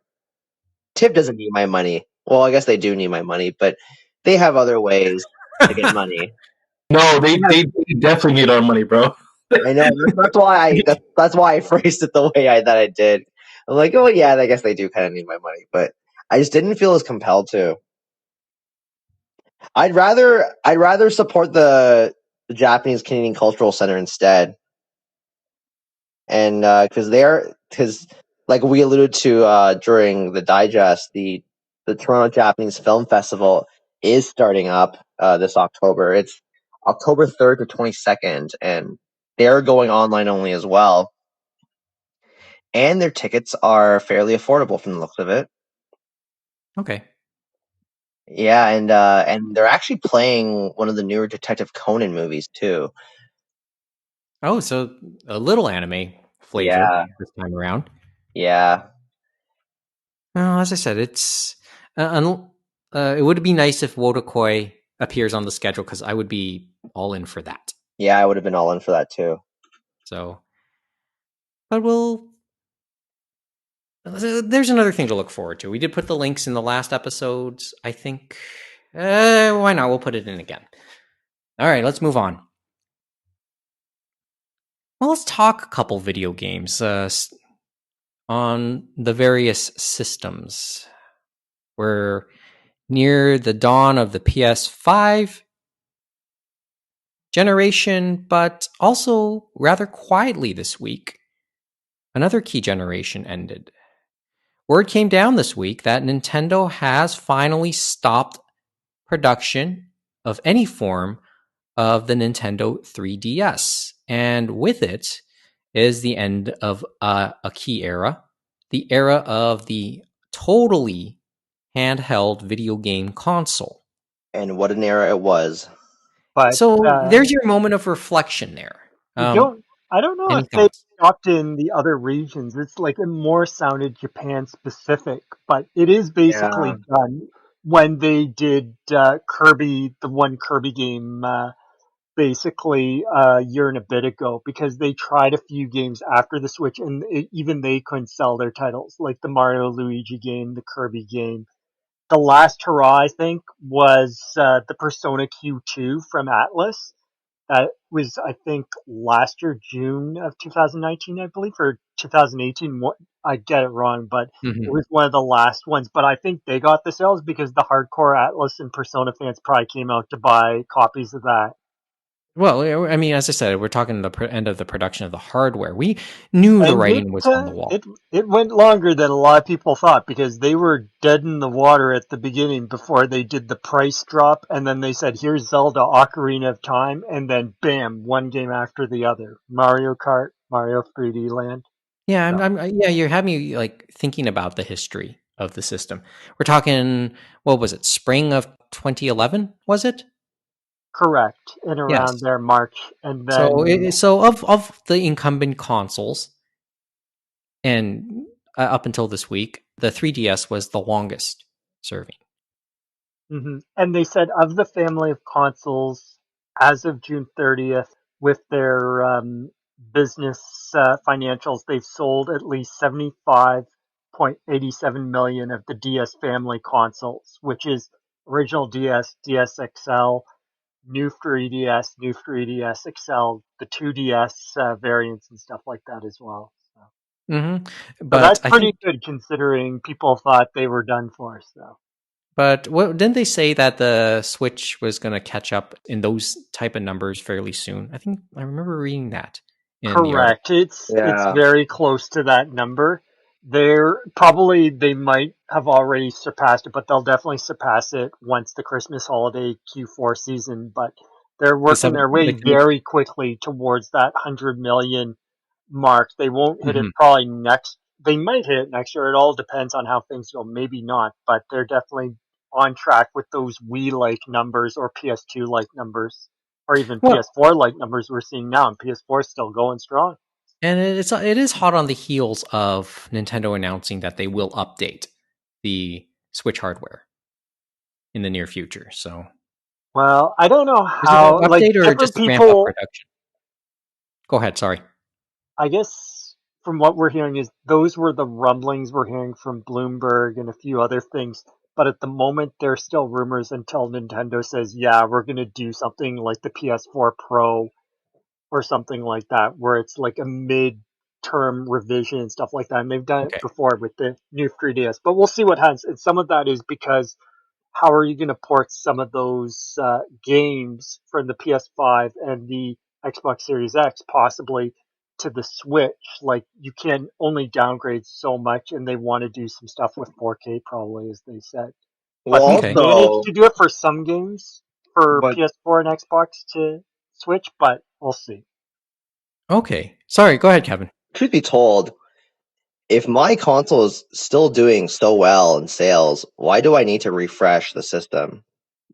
Well, as you say, like it's to prevent stagnation and stuff like that because they got that extra bump from the Switch Lite or whatever, and that one's just a handheld only version. And so there are some people that probably said, "I just want a handheld version. I don't need handheld and the dock version." You know what I mean? And So they made some slight upgrades to the original Switch, so they improved the battery life and whatnot. yeah, that one I felt was like a stealth release. You know what I mean? Because it's kind of like, oh, it's just a different version number, whatever. And but it's not one of those ones I said I'm gonna go on and buy it. It wasn't a new 3DS, but the next Yeah, one probably will be that, and maybe they'll play some beefier games. We'll have that better battery, and then we'll see what happens. And then of course they've talked about 4K and stuff like that, but we'll see it when we believe it. Maybe they'll even do yeah. something where we can get 1080p on handheld mode, but that's probably not going to happen. I don't think. Oh, We'll please don't see. make me wait. I just don't want to wait like 3 years for this thing. Like, I don't I've like, okay, because it's not going to happen this season, obviously. Even next, like, hopefully next year, but you I just never think know. I think it is probably going to be next year because COVID has kind of affected them, of course, because all the studios around the world for Nintendo, all that stuff have been fine. But home in Kyoto, Japan, they've been having issues trying to get people to work from home and stuff like that, like many other Japanese corporations. So hopefully they're on the right track with that. But it sounds like they've held back some stuff, and maybe that will be on the refresh, like Metroid Prime 4. Maybe they're working with Platinum with the Bayonetta 3 that we've been hearing about for so long. Maybe we're going to hear something about Breath of the Wild 2 because Zelda's 35th anniversary is coming up. So there's many games that can maybe make use of that and be the showcase for people to want to get that version. Yeah, I'm holding out because I always hold out for the refresh. So I'm just biding my time, and I have my 2DS XL that I can still play in the meanwhile. Okay, Mo, do you have something to add just quickly? Because I know, like, when we talk privately about this being the end of the dedicated handheld era, you're not totally sure sometimes. I mean, I feel like they might come back with some kind of nostalgic re-release of like, I don't know, Game Boy Color or something. Like, I feel like this isn't the end. This is like just like a pause. Something new will come back and take over. Or I'm Nintendo could just be like Switch centric from now on. Every year re-releasing the Switch with some sort of new, mobile version of it, like the handheld only version, but like better year after year. Oh, you think I they'll don't think they'll ever do that. Like it looks like for the video game industry, you have just that one free refresh mid-cycle and stuff like that. And even Sony and Microsoft did that last console generation, PS4 and Xbox One. well, and PS3 went through 3 iterations as well. Well, at separate points, whereas PS4 went through 3 iterations, but the latter two came out pretty much at the same time. So to put a point to Mo, I will say there is going to be a new handheld this year, and it's going to be a new Game and Watch from Nintendo in November, very limited, and it's going to have Super Mario Brothers and Super Mario Brothers Lost Levels on it, along with the clock functionality. So that'll be Yeah, interesting if you can get it. I think the scalpers are already salivating. yeah, I think so too. And I can remember Game and Watch It very did go up distinctly. on Amazon, and I believe it's sold out within the hour. I think Great. that was a mistake one, and I bet they're going to do it like happened to me with Persona 5 Royal, where they had it up, they probably weren't supposed to, and they're going to cancel it later, and you're like, ah. But Crap. Amazon is kind of messed up because they never actually have the retail price. It's like this weird price whenever they put up a gaming Yeah, anymore. they've been doing Gaming that with Well, device or Nintendo. just a game in I mean, general. the Game and Watch, it's a nice nostalgia piece, but it's like along the same lines of the mini retro consoles that were a thing a couple years ago, especially when Nintendo did it, and then PlayStation What do you did got? a version of those, and we saw a version for the Genesis and all the others. And that's what the Game and Watch sort of feels like, and rather quietly, not I'm sure hardcores know that SNK and Neo Geo they that came out to in various iterations as well. There's actually a Samurai Showdown specific version, which looks like a mini arcade cabinet. Yeah, they were doing mini arcade cabinets. They have the arcade stick was another one that SNK did. Actually, Mm-hmm. it's funny. Sega did another one where they kind of did a riff on their Astro City arcade cabinet and released that this month in Japan, but hasn't come out anywhere else, unlike what Neo Geo did with their arcade cabinet mini there. Yeah, and that can be had for probably give or take 100. I should double check the current price on that, although that is sort of an import. But that's sort of where how I feel about the Game and Watch. I mean, is there a market for something for a dedicated piece of hardware? I guess, but I don't think it's that mainstream anymore when it comes to video games. It has Eh, you have to make an event out of it and stuff like Yeah. that. And they I mean, obviously made an event with Mario's 35th, and that's why the Game and Watch at least makes sense in this case. well, yeah, just as one of a bunch of products to celebrate the 35th, right? And I Mhm. got one of them today, which people have been debating to no end. Oh, Which is yes. the 3D Mario Classic, since I was just playing some Super Mario 64 on there and I had my fun. But people are saying, and it's true, it's a very minimal port and stuff like that. They put some love in, but they could have probably done more and stuff like that. And there's no Galaxy 2, and you're paying full retail price. What's the And that games in the set? so Super Mario 64, Super Mario Sunshine, and Super Mario Galaxy. The Only the first two. first one, So not the second. basically, So yeah, three basically games, the and they're free. N64, the GameCube, and the And the first Wii. Wii. Yes, and you're paying your full price. So for us in Canada, that's 79.99, and that kind of stings because we've seen other collections, like for example the Crash trilogy from Activision. We know how much they love to money grub, but on that one it was cheaper, and they actually went the full mile to remake a lot of those. Yeah, it was like Hmm. $50 hmm at retail when it came out.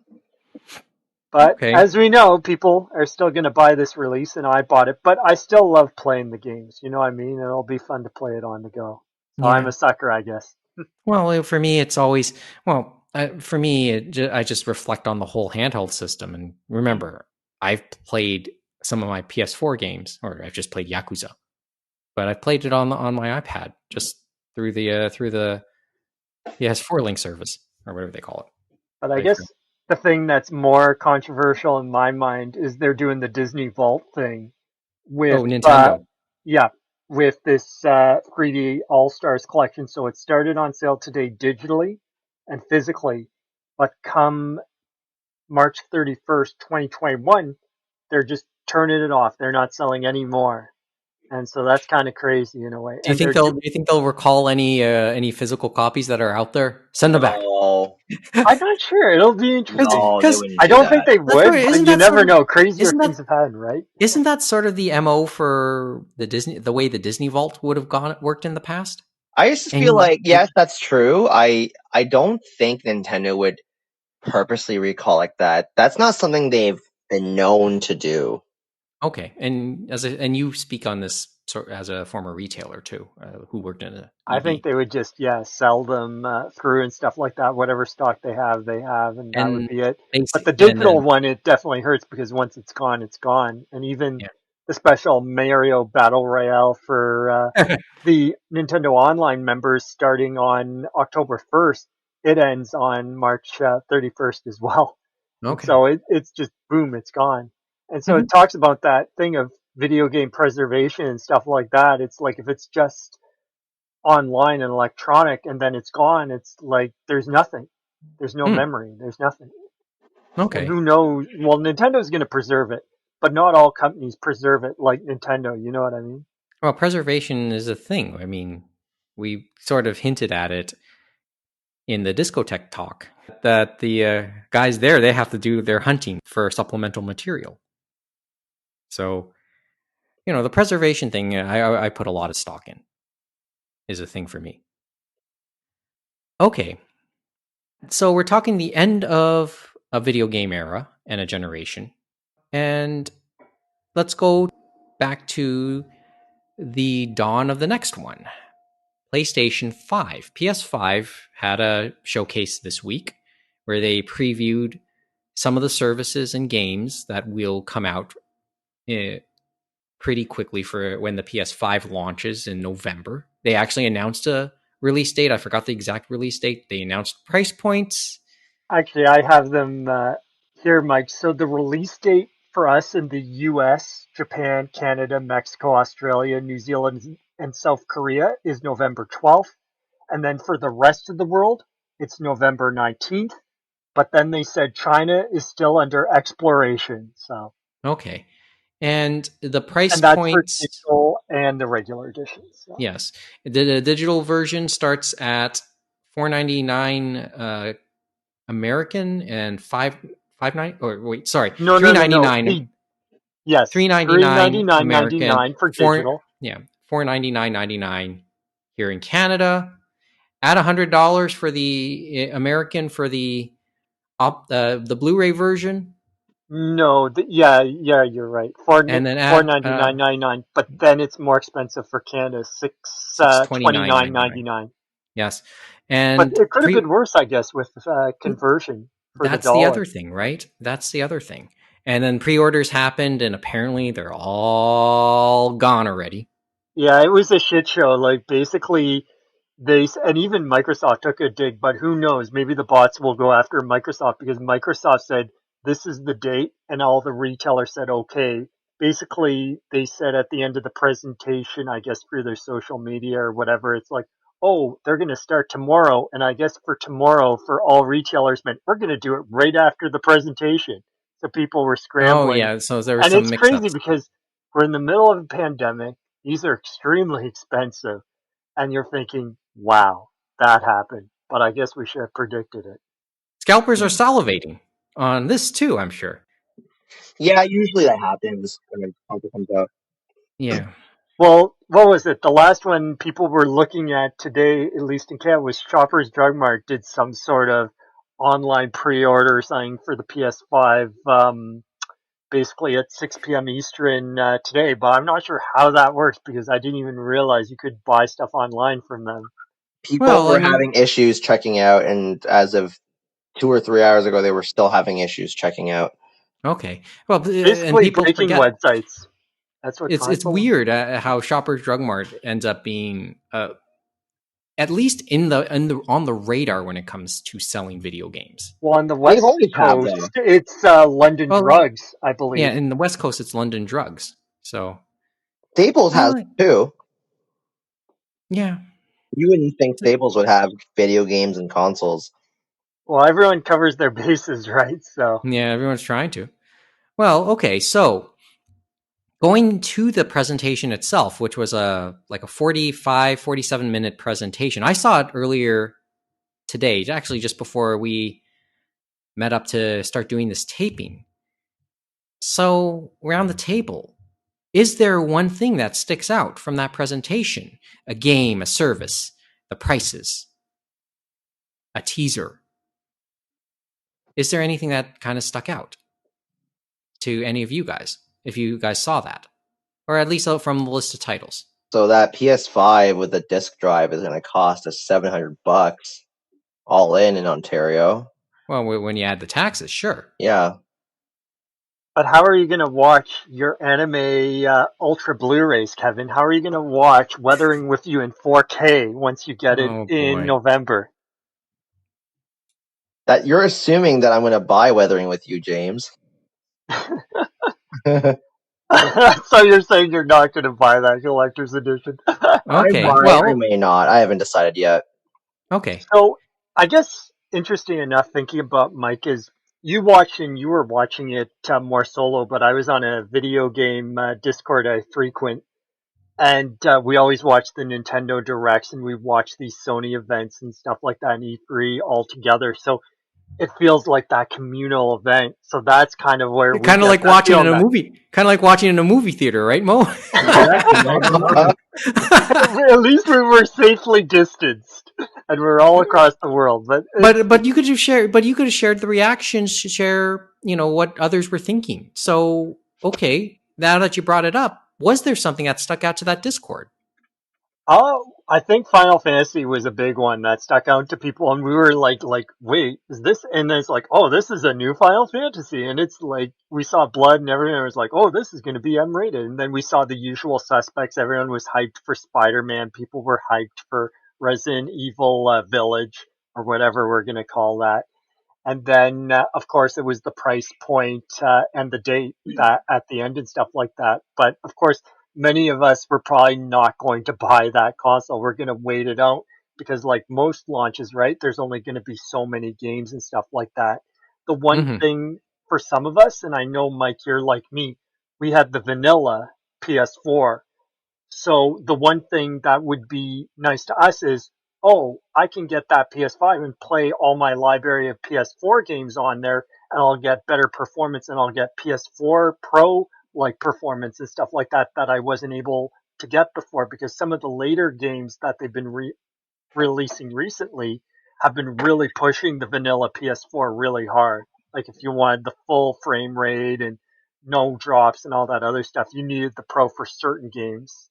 Really? Oh. Yep. Mm-hmm. But the interesting thing, there have been articles. I know Jim Ryan, the CEO of Sony Interactive Entertainment. It's funny how they mention this, but for the PS4 games backwards compatibility with PS5, the number is 99%. And they said they've been testing them all, but it just makes you wonder what that 1% is.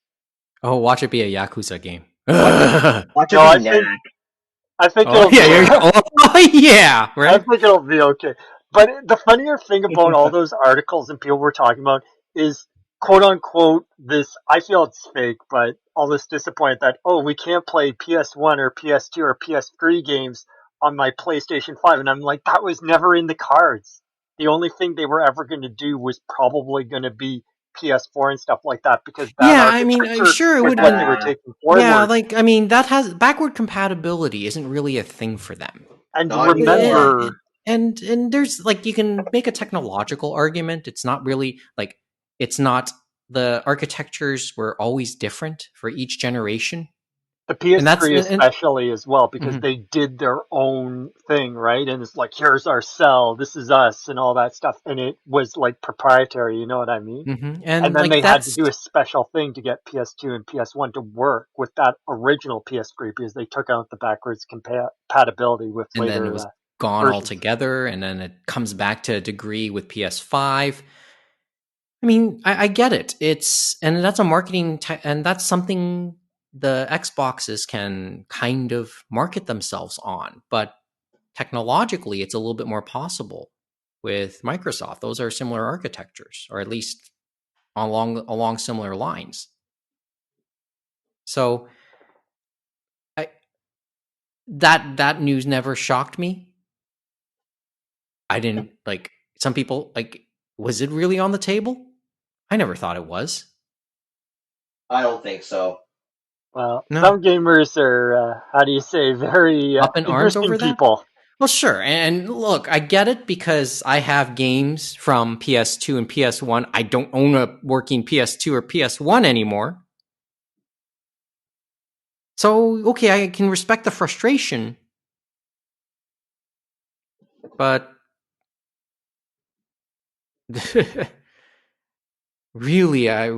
I'm not too upset. Well, there are other things But that'll once again, I be. can speak for myself. Go ahead. Sorry, James. Oh, sorry about that, Mike. It's like I was saying, there were other interesting things people have been looking further at. Like, of course, we're looking at how you're going to be saving your games and stuff like that. And one of the big things this generation is they're going to be using SDDs and stuff like that. And for Microsoft, it's going to be proprietary. So that I have a bad feeling those are going to be more expensive. It's going to be like the Vita with proprietary memory cards all over again, I think, for them. But who knows? Maybe I'm wrong. So there'll But be a for lot. So once again, there's give and take. This is where but I for would insert Sony, me they're using retching. off the. Hold on. Sorry, go James first and then Kevin second. Sorry, I was saying just for Sony, they're actually doing the opposite. Ironically, is that you will have an extra slot to pour more SDD space or memory space in there, and they said there will be off the shelf solutions, but they haven't said which ones are going to be compatible. Kevin? Oh, I'm thankful for that because when I think of the Vita, I just retch. The fact that they wanted us to pay how much money for proprietary memory cards? Ugh. Yeah, that's an issue. But it'll be interesting to see because it was funny because we said, oh, we had this much memory. And I remember when we started PS4 and Xbox One, we're like, oh, 500 sounds like a lot. But then you actually needed to put your games that you got on disc that onto the actual memory. So it just gobbled it up so quickly and stuff like Yeah. that. Okay. So it'll be interesting to see what happens this generation, especially since they're souping up all the games and that. But then the question is, if you want to get that full experience, it's like, are we going to have to get a new TV and all that stuff? And there have been questions about Sony's 4K TVs and stuff that they were providing, and that some of them don't exactly take full advantage of the PS5, ironically, for all its features, for like 4K or for, I forget all the visual things, but.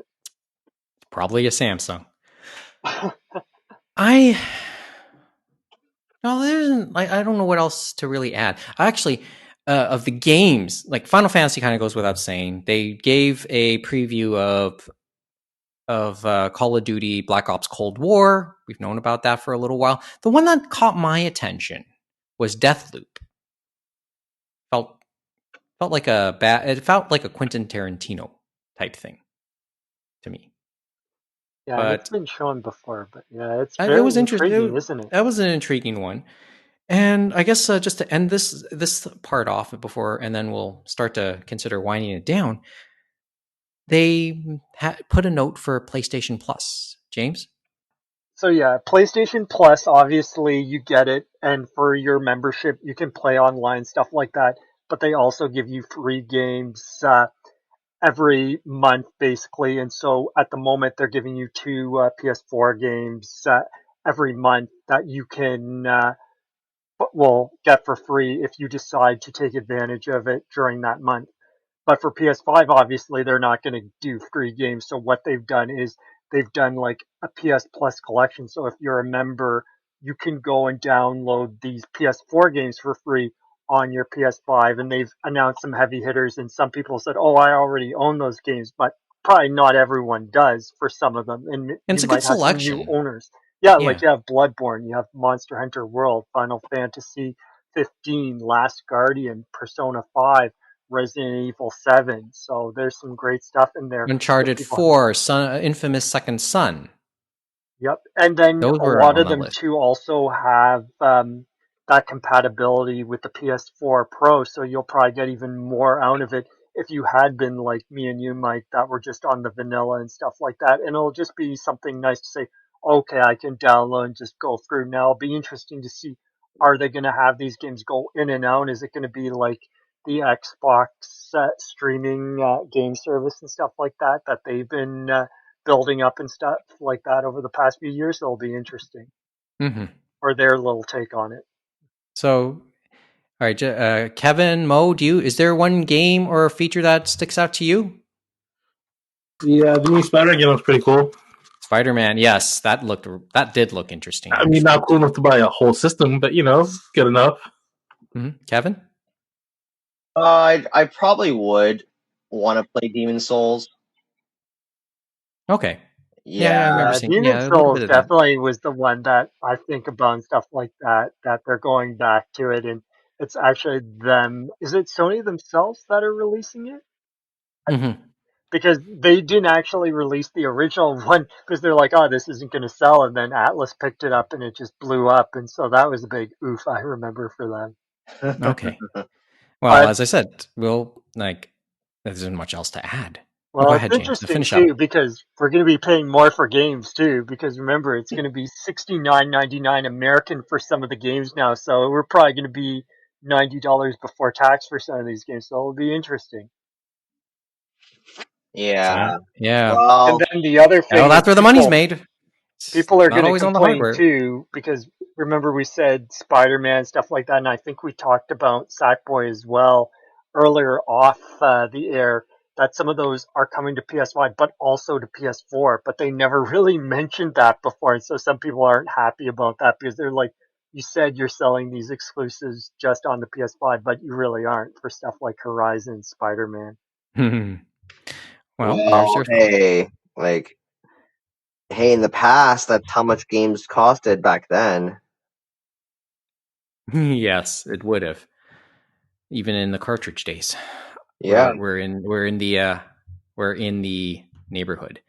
No, I Okay. remember those days at Microplay with was it $125 cartridges before tax and stuff like that. I think that was a Final Fantasy one for us anyway. Retail? That was actual No, retail? that was an actual retail. That was in probably 93, 92, or 94, I remember. Oh. Oh.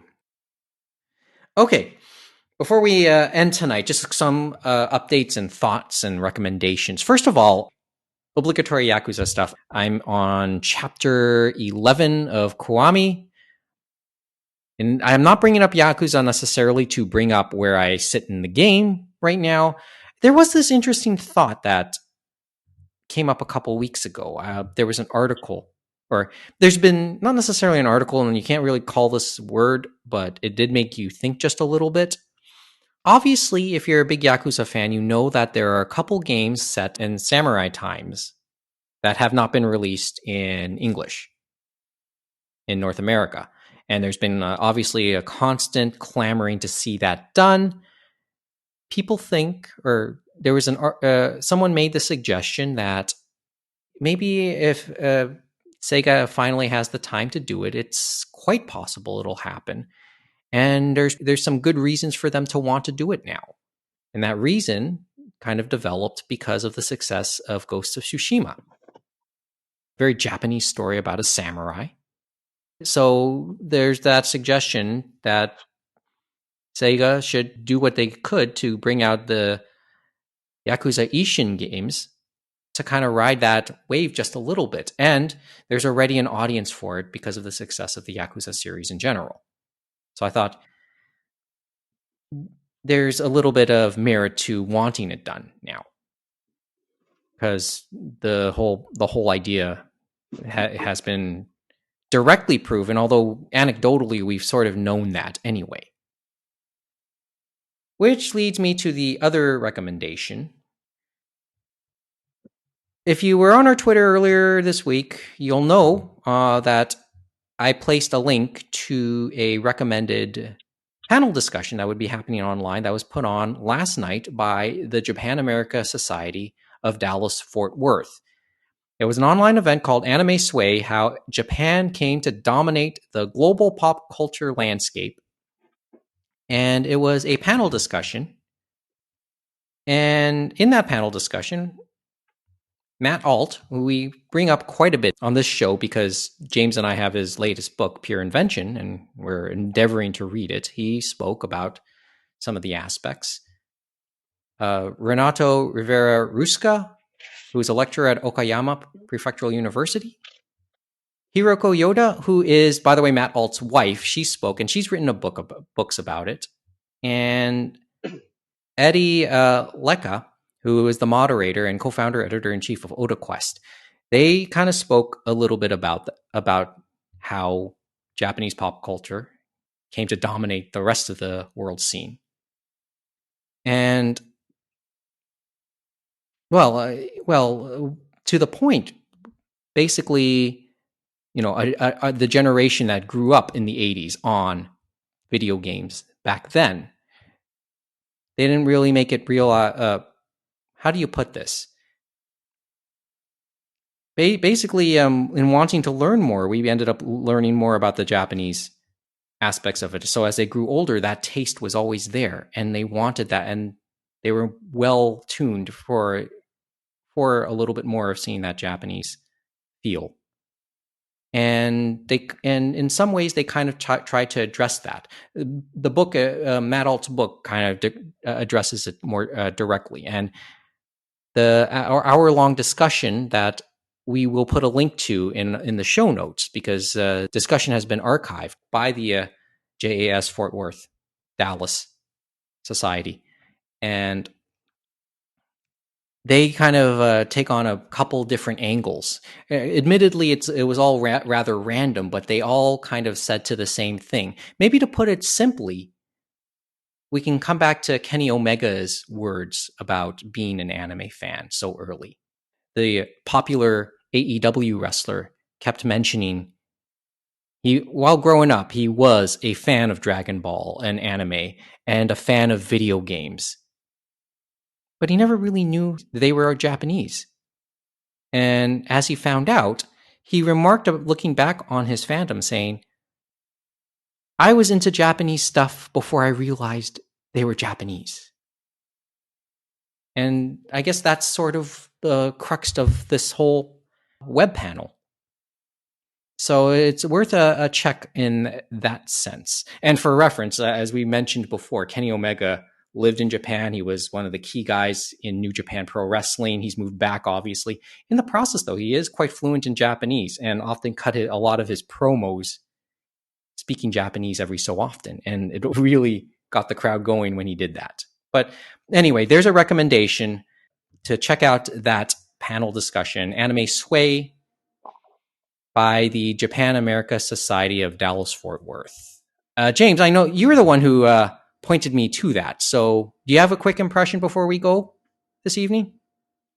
No, I think you pretty much hit the nail on the head with how they were doing it. It was a bit more jumbled, as you said, but it was that trajectory of that we were getting those ideas that were in anime and manga before we even knew it, so that we had that idea of what it was when it finally did hit in the late 90s and then the early 2000s and stuff like that.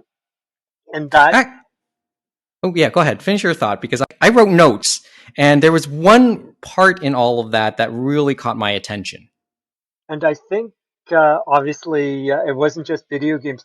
There were other things, because remember, in the late 80s, early 90s, there were a lot of American and Western cartoons that had Japanese studios working on them and stuff like that, that they sent work their way since it was cheaper to do it that way before they got priced out by Korea and China and Vietnam and stuff like that. Like I remember Gargoyles was done by some Japanese studios, and so was some other stuff. So you had that visual identity somewhat there to a degree, and then it's like, oh, I remember that, or I see that, and you saw that even in video games, even though there was some transliteration or there was changing it to fit Western tastes to a degree, you can't rub it all out, so to speak. Mm-hmm. I will make one. Well, first of all, a couple of points that caught my attention now, looking back on it, because I'm looking through my notes. They went into a bit of a discussion on Cool Japan, but it was more vis-a-vis the effect on the actual pop culture industry and not so much business as a whole, which is worth a listen. And then, of course, it may be worth reading up a little bit more on later on. But one other thing that caught my attention was Miss Yoda. She went into a long explanation about the term kawaii and how it's loose translation, how we come to call it a translation of the word cute. It's a little bit deeper than that. And to hear her explanation of it, I think was fascinating. I thought I'd known this. There's a little bit more to it, but I didn't really know how. And to me, she, at least, if nothing else, put me on the right track to understanding that. But I won't say much about it now because I think you should see the video. But that's my opinion. We'll put up the link. And James, thanks for sending that one to me. Yeah, no problem, of course. Of course, the assignment is still valid. We are obliged to finish reading Pure Invention. I will say, though, just reading a little bit, and I'm about, I think I'm like 30-something pages in. Oh, wait, 40-something pages in. It will take the history even further back. But a lot of the points are taken, and you can kind of start to see how it starts to evolve even further back when you start reading something like Pure Invention or whatever other books are mentioned. I may take Hiroko Yoda's book as well, Yokai, at some point as well. But there's our recommendations. As I said, there was a lot packed into this episode tonight, I must say. And there's a lot of other things I wish we could talk about, but look at the time. I think we're like the better part of we're roughly 2 hours now into this. And that makes this, well, I missed my mark because, I've been, in the pandemic era, I've been trying to avoid 2-hour episodes, but Shogun, I guess it couldn't have been helped tonight. You want to add anything else before we end it off tonight? Yeah, you guys should watch Sailor Moon. It's on Crave now. Actually, yes. And so it came out this week, right? It was real this nice. week it came? So how long ago? I'm sorry? It's real nice. Like a few days ago? Real nice. A few days ago, yes. And now people in mainstream Canadian media are finding out it's on Crave now. I mean, I saw a tweet by Robin Doolittle, who is famous here not really famous in Toronto, but she is noted because she was one of the key journalists who uncovered everything that happened to the late Rob Ford in the twilight days of his mayoralship of Toronto.